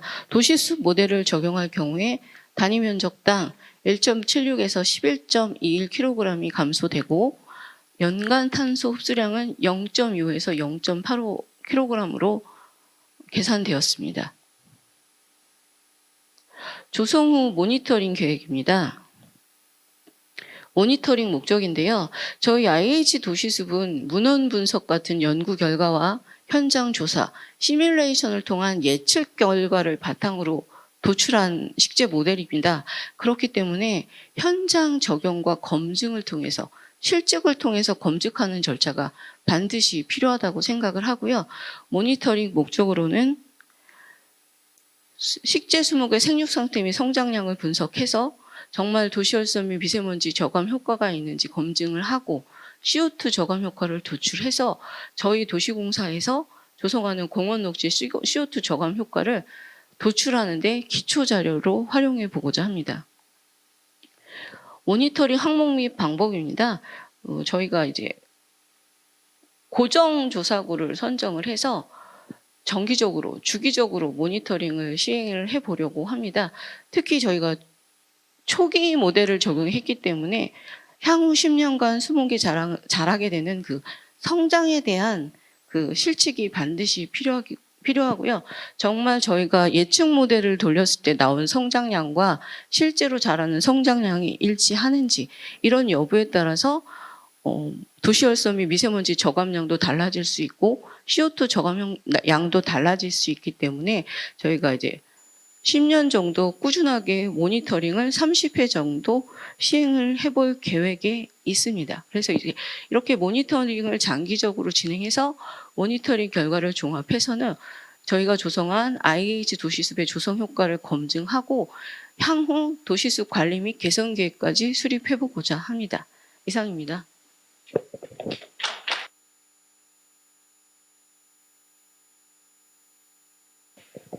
예, 검단 신도시를 대상으로 IH가 새로 고안한 도시숲 식재 모델을 저희가 살펴볼 수 있는 기회였던 것 같습니다. 잠깐 5분간 쉬었다가 바로 토론 진행하도록 하겠습니다.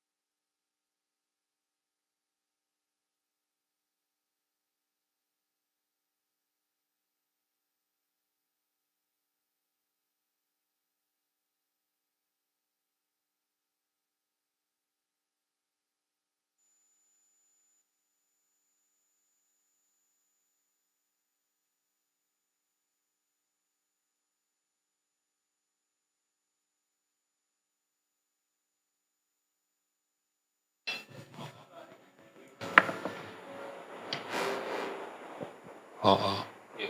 그러면 이제 이어서 토론을 진행하도록 하겠습니다. 오늘 토론은 총 3분을 모셨고요. 저희가 인천대학교 이태영 교수님과 IH에서 오재권 최재국 부장님을 모셨습니다. 앉은 순으로 해서 저희가 최재국 부장님부터 한번 토론을 부탁드려도 될까 싶은데요. 예. 네, 안녕하십니까. 인천도시공사 IH 미래도시연구소 최재국입니다.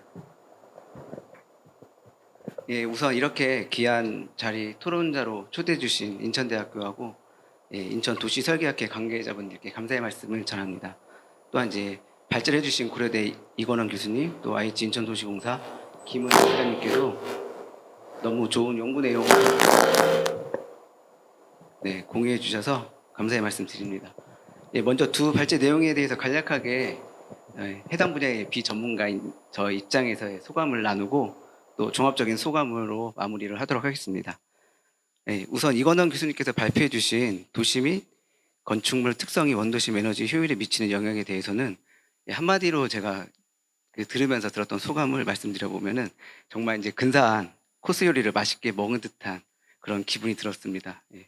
현대 도시들은 직면한 이제 기후 환경에 대한 문제들, 또 그리고 이를 극복하기 위한 다양한 국외 사례, 그리고 현장 측정을 기반한 국내 실증 사례를 통해서 구체화되고 또 적용 가능성이 높은 정책적 제안까지 정말 많은 배움의 시간이 되었던 것 같습니다. 예, 제가 생각한 이 연구의 의의는 두 가지 정도로 요약해 볼 수 있겠는데요. 예, 첫째는 원도심의 에너지 효율에 대해서 도시계획 그리고 도시 설계 분야에서 이렇게 폭넓고 깊게 실증적으로 진행한 연구가 과연 있을까라는 생각이 들 정도로 독창성과 확장성이 있는 그런 연구였던 것 같습니다. 그리고 향후 이런 연구를 통해서 이 관련 분야의 연구의 길잡이가 되지 않을까라는 생각도 들었고요. 예, 두 번째로는 기후 변화에 대응하는 관점에서 우리가 알고 있는 아프리카와 같은 그런 재난에 대한 대응력이 부족한 그런 저개발 국가들이 있는데요. 이런 기후 변화에 대한 그 피해가 클수록 또 도시 내에서도 기후 변화에 대한 그런 레질리언스, 그 역량이 낮은 도시가 더 큰 피해를 입는 경우들을 저희가 보고 있습니다. 그런 위험한 도시에 우리는 살고 싶지 않겠죠. 그렇다면 이러한 기후 변화 대응의 차이를 포함한 도시 간의 불균형이 도시 쇠퇴의 가장 근본적인 원인일 수도 있습니다.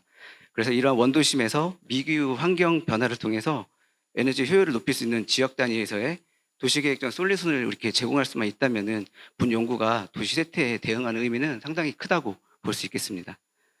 예, 다음으로 발표 내용 중에서 가장 인상적이었던 부분은 도시 건축 형태와 미기후의 그 회기 모형을 통해서 직접 효과, 또 매개 효과, 또 조절 효과까지 한 슬라이드로 정리해서 미기후하고 건축물의 표면 온도, 건축물 에너지 간의 관계를 한눈에 볼 수 있는 부분이 정말 인상적이었습니다. 또 거기에 그치지 않고 또 서울 원도심과 또 비수도권 원도심의 지구 단위 계획에 적용해서 원안과 또 대안에 대한 시뮬레이션을 시각적으로 표현해 주셨기 때문에 그 결과는 상당히 공감할 수 있었던 것 같습니다. 예, 조금 더 구체적으로 말씀드려 보면은 건축물의 표면 온도가 높아질수록 에너지 사용량은 높을 것이라는 가정은 에너지 부하를 고려한다면은 당연히 일반적으로 저희가 예상할 수 있는 결과로 생각되어집니다. 이러한 직접 효과뿐만 아니라 또 미기후 요소인 풍속의 경우는 아까 그 결과로 봤을 때는 완화 조절 효과였고요. 또 온도와 습도 같은 경우는 강화 조절 효과를 탐색한 것은 아주 흥미로웠습니다. 그래서 또 이 연구에 도움이 되지 않을까라는 생각에 제가 조금 더 첨언을 해보면은 조절 효과에 대해서는 조금 더 말씀드려 보겠습니다. 예, 미기후 요인인 그 풍속과 온도, 습도는 조절 변수뿐만 아니라 동력 변수인 아까 그 건축물의 표면 온도에도 직접적인 영향을 미칠 수 있는 변수로 생각되어집니다. 또한 마찬가지로 종속 변수였던 에너지 사용량에도 이러한 미기후는 직접적 영향을 미치는 것으로 아까 본 연구의 결과에도 나타났었는데요. 그렇다면 이러한 그 미기후 요소가 조절 변수로서 조금 더 타당성을 갖게 되려면은 이 미기후가 어떠한 상황적 조건을 만들어서 건축물의 표면 온도하고 에너지 사용량의 관계를 조절하는지에 대해서 조금 더 자세히 살펴볼 필요가 있다고 생각되어집니다. 그래서 이러한 메커니즘이 이제 도시 환경 유형별로 규명이 된다면은 도시 계획과 또 건축적 측면에서 연구 활동에 도움이 되지 않을까라는 생각을 했습니다. 예, 다음으로 IH 인천도시공사 김은희 부장님께서 발표해 주신 도시 열선 및 미세먼지 개선을 통한 IH 도시숲 식재 모델에 대해서 말씀드리겠습니다.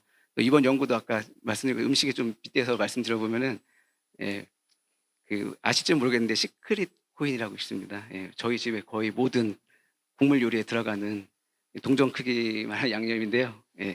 제가 알고 봤더니 그 안에 요리 실력의 비법이었습니다. 근데 그 IH 도시 모델 자체가 저희 집에 그 시크릿 코인처럼 모든 도시에 또 적용될 수 있는 도시스 모델로서 가치가 있다고 보여지고 있습니다. 그래서 앞서 발제한 거 마찬가지로 이 연구의 의의를 두 가지 정도로 요약해 봤는데요. 예, 첫째는 그 산림청의 도시습 정의하고 유형과 달리 IH 인천도시공사만의 도시습을 정의하고 유형화한 것입니다. 예, IH는 도시를 이제 구상하고 기획하고 또 설계하고 또 건설하는 부동산 플랫폼 공기업입니다. 또한 더불어서 스마트 도시 관점에서 유지 관리까지 고려한 사업 포트폴리오를 가지고 있는 기업이기 때문에 기획자, 또 시행자, 관리자 모든 경험과 역량을 기반으로 해서 특화된 도시숲 모델의 개발의 의미는 크다고 할 수 있겠습니다. 예, 두 번째는 실내 실험실이 아닌 도시를 실험실로 하는 실증 단지, 즉 테스트베드를 확보한 것입니다. 앞서 설명해 주신 검단 신도시 등 IH가 직접 시행하는 대규모 개발 사업뿐만 아니라 또 원도시 재생 사업 대상지를 용이하게 확보할 수 있습니다. 그래서 이런 안정적 부지 조건에서 시계열 종단 연구가 진행된다면 미래 세대를 위한 도시 열성과 또 미세먼지 저감에 많은 도움이 되는 연구가 되지 않을까라고 예상을 합니다. 또한 이러한 종단 연구가 계속해서 진행이 된다면은 도시 열성과 미세먼지뿐만 아니라 온실가스 흡수원으로서의 도시습 연구로서의 확장 또한 기대할 수 있지 않을까라는 생각도 해봤습니다. 예, 마지막으로 오늘 포럼 발표에 대해서 종합적인 저의 소감을 말씀드려보면은 인천시는 작년 12월 달에 정부 목표보다 5년 앞당긴 2045년까지 탄소 중립을 실현하겠다고 비전을 선포하였습니다. 예, 그래서 국가 온실가스 통계자를 좀 찾아봤더니요, 2019년 기준으로 인천에서 온실가스 배출량을 전국에서 그냥 5위 정도 수준이었지만, 예, 1990년도, 그러니까 공식적인 통계 자료가 수집된 1990년도 대비 19년도의 증가율은 275%로 전국에서 가장 빠른 온실가스 배출량을 가지고 있었습니다. 그래서 그 가장 큰 원인이 무엇인가 찾아봤더니 2004년도에 가동된 이제 영흥 화력 발전소 온실가스 배출량이 인천에서 배출하는 탄소 배출량 49%를 차지하고 있다라는 통계 자료를 확인하였습니다. 예, 이러한 상황에서 이제 신재생 에너지의 그 획기적인 에너지 전환 정책이 없이는 사실 2045년 인천 탄소 중립은 달성하기 어려운 과제로 보이는 것이 분명한데요. 그렇기 때문에 오늘의 주제는 더욱더 인천에 시사하는 바가 큰 것 같습니다.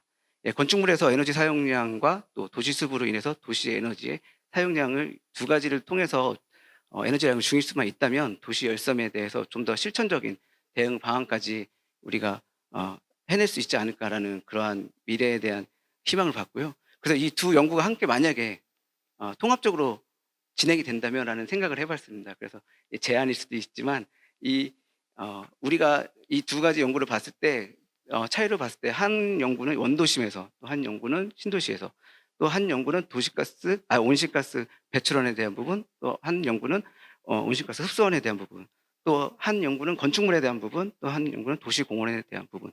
이 두 연구가 분명히 저희가 봤을 때 이종적인 분야 같지만 또 결국에는 탄소 중립이라는 이제 목표에 위해서는 통합될 수밖에 없는 그런 필요성을 갖고 있는 두 가지 분야인 것 같습니다.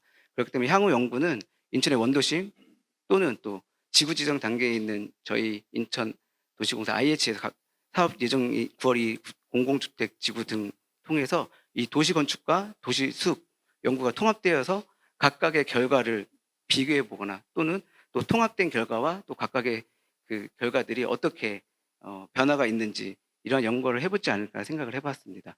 예, 마지막으로 제가 지난 2월 달에 기후학자 조천호 박사님의 그 특강을 들은 적이 있었는데요. 기후를 정의해 주신 것이 기억이 납니다. 그때 뭐라고 말씀하셨냐면은 날씨는 기분이고 기후는 성품이다. 이렇게 말씀해 주셨는데요. 기후는 우리 기분처럼 쉽게 바꿀 수는 없고 또 그럴 수도 없습니다. 그래서 오랜 시간 걸쳐서 조금씩 변하게 되는 주제인데요. 그렇기 때문에 우리는 이제 경제적, 사회적, 환경적인 이런 지속 가능한 도시를 위한 노력은 지속되어져야 되고 그 끝에는 저희가 결국엔 탄소 중립을 실현함으로써 미래 세대에게 아름다운 이 지구를 남겨주는 것으로 우리가 할 소명은 다 하지 않을까라는 생각을 해보면서 저희 소감을 마칩니다. 감사합니다.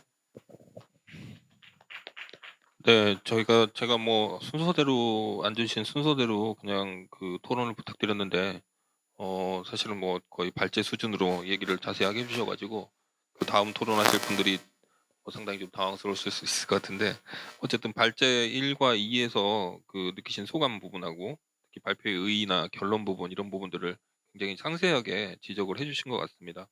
다음 하실 분들은 이렇게까지 꼭 안 하셔도 되니까 부담 없이 간단하게 하셔도 될 것 같습니다.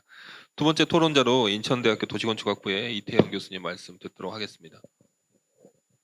네, 발언의 순서가 다음번이다 보니까 부담이 더 되기도 하고 너무나 불친절하게도 모든 걸 다 얘기를 해주셨기 때문에 할 말이 별로 없어지는 상황이긴 한데요. 너무 좋은 그 의견들을 많이 주셨습니다. 그리고 토론 일단 하기 전에 앞서 발표를 해주신 두 분의 강연 발표 내용을 정말 잘 봤고요. 무엇보다도 미리 정리를 다 잘 해주셨지만 다시 한번 말씀드리면은 어떻게 보면 정성적 부분일 수도 있는 설계 또는 디자인적인 영역들에 대해서 뭔가 분석 모델을 통해서 정량적으로 새롭게 검증하고 그 방향성을 좀 더 구체화할 수 있는 제안들을 해주신 것 같은 게 가장 큰 의의가 있지 않나 싶습니다. 두 가지 발표에서 어떤 큰 차이는 어쨌든 건축적인 스케일일 수도 있지만 또는 건축 스케일과 도시적 스케일에서의 건축물과 또는 외부 공간이라고 할 수 있는 가로 공간들에 대한 것들을 같이 도시 환경에 대한 문제점들을 개선하기 위해서 어떻게 할 것이냐에 대한 것들을 제안을 해주신 것 같습니다. 싱가포르 같은 경우에는 실제로 그 시티 인 더 가든이라고 하는 도시 정체성을 가지고서는 실제로 도시 내에서의 녹지 공간들에 대한 것들을 본격적으로 좀 더 구체화하면서 계획을 반영하기 위한 여러 가지 실증적인 또는 그리고 실효성 있는 제안들을 해오고 있는데요. 대표적으로는 러쉬 3.0이라고 하는 그 계획 기준들이 있습니다. 2009년도에 처음 시도가 되었다가 점점 더 이제 발전이 돼서 현재는 3.0 세 번째 이제 개정을 전면적으로 하고 있는데 그 구체적인 내용을 보면은 싱가포르에서의 실제 어떤 도시 범위 내에서 봤을 때 또는 건축 스케일에서 봤을 때 그 범위에 따른 어떤 그 러시 계획들을 적용하는 것도 있고 그다음에 건축 스케일에서의 러시 계획들을 적용해야 되는 것들로 나눠져 있습니다. 다르게 얘기하면은 건축물 단위와 도시 스케일 단위를 통합적으로 관리하기 위한 그런 관리 체계라고 볼 수 있는데요. 세부적으로 조금 들여다보면은 그 2009년에 처음 도입 이후에 최근에 2016년으로 제가 알고 있는데 러시 3.0까지 오면서 좀 더 그 적용 범위, 그 도심에서 녹지를 해야 되는 러시에 대해서 제가 얘기를 빠뜨린 것 같은데 러시는 Landscaping for Urban Space Design High-Rise라고 합니다. 그래서 실제로 도시 국가인 싱가포르의 도심지 같은 경우에 높은 고층 건물들과 동시에 외부 공간들이 형성이 되어 있는데 이 부분에 대해서 녹지를 어떻게 할 것이냐에 대한 그 계획 기준인데요. 도시 스케일에서의 적용 범위가 넓어지기도 했고 그다음에 건축물 단위에서는 개발 행위가 일어나거나 했을 때 그 개발 행위만큼 그 개발 구역 내에서의 녹지를 충분히 다시 똑같이 면적 비율로 확보를 해야 되는 기준들이 있는데 그 적용할 수 있는 녹지의 그 대상이 조금 더 확대가 됐습니다. 예전 같은 경우는 예를 들어서 그 지반 기준, 그 그라운드 레벨에서의 녹지 기준으로 어떤 제한이 있었다고 하면은 그 부분들이 위에 옥상 정원 부분을 포함한다거나 또는 베란다 공간에서의 녹지 부분을 포함한다거나 하는 식으로 또는 벽면 녹화에 대한 것들까지 그래서 건축물 단위까지 그 녹지의 영역을 최대한으로 확보를 해줌으로써 그게 하나의 디자인 요소이자 동시에 도시에서의 녹지 환경을 좀 더 개선할 수 있는 그런 툴로서 작용을 하고 있습니다. 서울시 같은 경우에도 보면은 제가 알기로는 2019년인가 20년도에 그 지구 단위 계획에서 전면 개정이 일어나면서 건축물 단위로서만 어떻게 보면 그 녹지에 대한 것들이 인센티브를 통해서 제재 또는 유도 완화 그 인센티브 완화 이런 식의 것들을 유도하기 위한 것들이 쓰였다고 하면은 지금 지구 단위 계획 그 기준이 수립 기준이 조금 변경이 되면서 마스터 플랜 차원에서의 구역 차원에서의 그 녹지 관련된 친환경 관련 계획 기준들이 조금 더 발전이 되어 있던 것을 확인할 수가 있었습니다. 아마 그 싱가포르에서 시행됐던 그런 것들과 같은 맥락이라고 볼 수 있을 것 같은데요. 오늘 발표를 해주신 두 가지의 어떤 모델들, 건축물에 대한 스케일과 그다음에 도시적 스케일에 대한 것들이 같이 통합돼서 개발될 수 있는 어떤 방향으로 가고 있지 않나 하는 생각을 해봅니다. 네, 이만 마치겠습니다.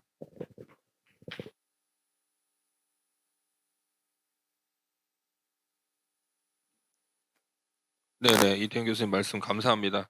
특히 싱가포르에서 그 단연간 체류하시면서 느끼셨던 러쉬 사례까지도 말씀해 주셨는데요. 이어서 오재권 부장님 토론 듣도록 하겠습니다. 안녕하세요. 저는 도시공사의 오재건 부장이고요. 그러니까 이제 주로 이제 일을 했던 거는 보통 이제 저희가 이제 뭐 기획하고 설계하고 이제 시공 파트 쪽을 하는데 저는 거의 시공 파트에서만 일을 했었던 것 같아요. 그래서 이 두 가지 발제에 대해서 실현 가능성과 실현하는 부분에 대해서 저는 그쪽으로 이렇게 초점을 맞춰서 이제 듣게 되더라고요. 근데 제가 2007년에도 아마 그때도 김은희 부장님 부서였던 것 같은데 아까 이제 그 고려대 교수님 이건원 교수님도 말씀하셨지만 그 스마트 시티라고 해가지고 이제 이 송도 자체를 그 뭐 이제 스마트 그리드도 도입하고 뭐 IoT도 도입해서 되게 이제 살기 좋은 도시로 만들겠다는 계획을 했는데 지금 한 15년이 지났는데 거의 그때 했었던 부분에 대해서는 그렇게 크게 실현된 부분들이 없더라고요. 그리고 이제 저희가 그 당시 2005년에 아파트를 송도 엘카운티라는 아파트를 지었을 때도 거기에 그 민간에서는 하지 않았던 이제 월패드 도입해서 뭐 IoT로 밖에서 뭐 커튼을 닫고 열고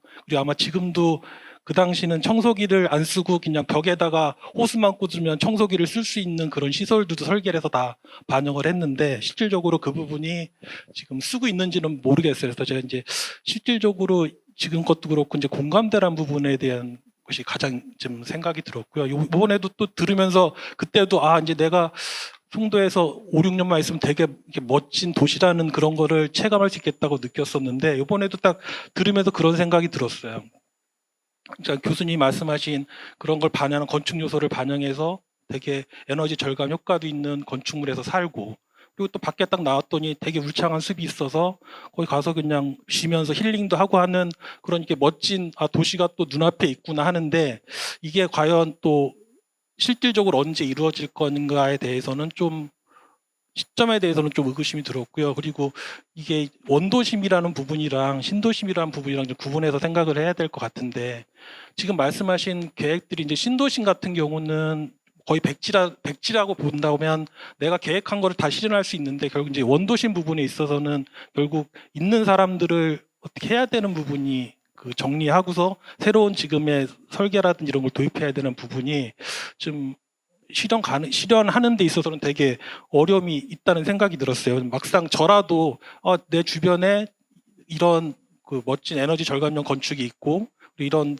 도시숲을 적용한 공원이 있다고 하면 좋지만 당장 어떤 사람이 와가지고 야 너 땅 좀 내놔. 내가 이거 공원을 져야 되는데 너 땅 좀 내놓고 그리고 이거 실질적으로 사용하는 데는 비용이 들어가는 부분이 있었는데 그 비용이라는 부분이 뭐 이제 세금일 수도 있고 어떤 보상이라는 부분이랑 연계됐을 때는 막상 그게 좋은 건 알겠는데 굳이 내 거를 하면은 굳이 뭐 이걸 해야 돼 하는 그런 좀 약간 딴 데다 하면 내가 고맙지만 굳이 내 거를 이렇게 수용해서 하겠다고 하면은 좀 일단 의구심이라든지 진행에 있어서는 좀 어려움이 있을 거라는 좀 그런 생각이 들었어요. 그래서 제가 이제 실무적으로 이제 주거 환경 개선 사업을 하면 뭐 이제 그분들한테 저희가 사업을 설명하면 이쪽을 개발하게 되면 향후 이러한 부분이 좋아집니다 설명을 하지만 당장 이제 거기에 사시는 분들은 보상비를 얼마 많이 받을까? 그리고 내가 여기서 나가게 되면 또 지금 이제 이런 것들이 미리 이루어진 도시로 가기에는 비용도 모자라고 하니까